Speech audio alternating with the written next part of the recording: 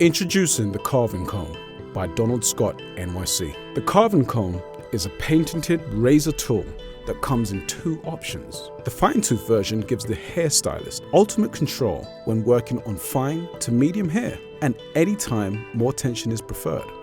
I'm using my wide tooth carving comb because Mira has very thick hair and I want a much softer touch to it.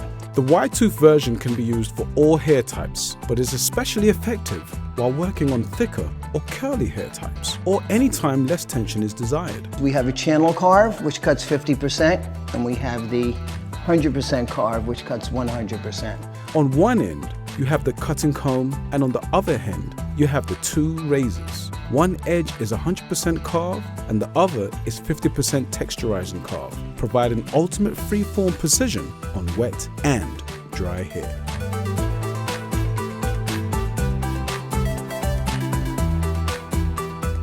This is revolutionary in our industry, and with the addition of our new heat-resistant material and zinc alloy T-top, the carving comb will continue to be one of the hairstylist's most creative and innovative tools. Look into your tool case, and if you don't see this icon of the industry, you are surely missing out.